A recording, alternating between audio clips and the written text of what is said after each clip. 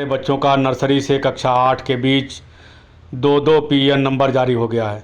एक PN number जो सरकारी परिषदीय स्कूलों में बच्चों का नामांकन उनके रिकॉर्ड में दर्ज होने के कारण हो गया है। दूसरा, निजी क्षेत्र के मान्यता प्राप्त गैर मान्यता प्राप्त विद्यालयों में अध्ययन करने के लिए जो बच्चे रेगुलर स्कूल में आ रहे हैं उनका पीएन नंबर जारी हो गया है। दोनों में मतभेद यह है कि परिषदीय स्कूलों में किसी और कक्षा में अध्ययनरत दिखाए गए हैं, मान्यता प्राप्त गैर मान्यता प्राप्त में किसी और कक्षा में अध्ययनरत बच्चे दिखाए गए हैं। किसी बच्चे में आधार कार्ड सरकारी स्कूल में संलग्न है तो किसी बच्चे में प्राइवेट स्कूल में बच्चे का आधार कार्ड जुड़ा हुआ है। ऐसे में बच्चों का आंकड़ा मिसमैच हो रहा है। बहुत सारे बच्चे जो कक्षा 8 पास करके 5 पास करके निकले हैं विद्यालयों से, कहाँ चले गए पता नहीं लग रहा है, क्योंकि आधार कार्ड के अनुसार वो किसी और कक्षा में किसी और विद्यालय में अध्ययनरत हैं और पीएन नंबर के नाते वह क्लास प्रमोट होकर के गायब हो गए हैं।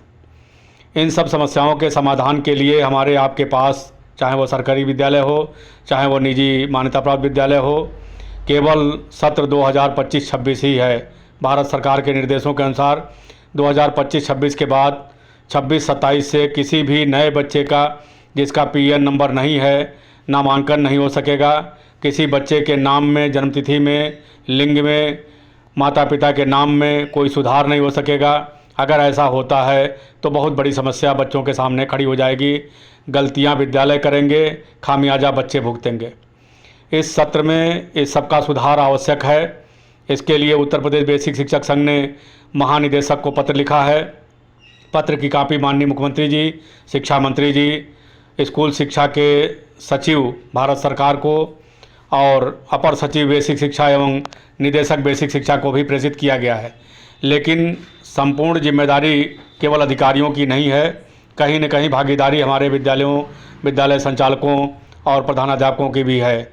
एक एक बच्चे को खोज करके, एक एक बच्चे के नामांकन में आधार कार्ड जोड़ करके कौन बच्चा किस विद्यालय में वास्तव में अध्ययन कर रहा है और कहाँ उसका नामांकन है, खोज करके इसी सत्र में मार्च के पहले इस सब का निर्णय कर लेना होगा।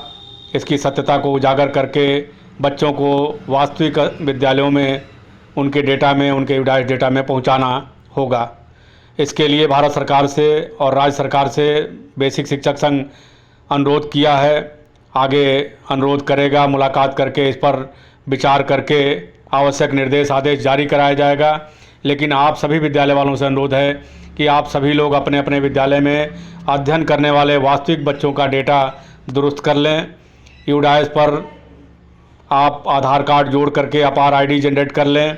जिस बच्चे का डाटा मिसमैच हो रहा हो या आपके विद्यालय में अध्ययन कर रहा है और नामांकन कहीं और दर्शा रहा है, उसको बेसिक शिक्षक संघ द्वारा जारी प्रोफार्मा पर उजागर करते हुए संबंधित अधिकारियों को बता करके उसका स्थानांतरण अपने विद्यालय में करा लें, चाहे वह सरकारी विद्यालय हो और चाहे वह राज्य सरकार द्वारा मान्यता प्राप्त निजी क्षेत्र के विद्यालय हों।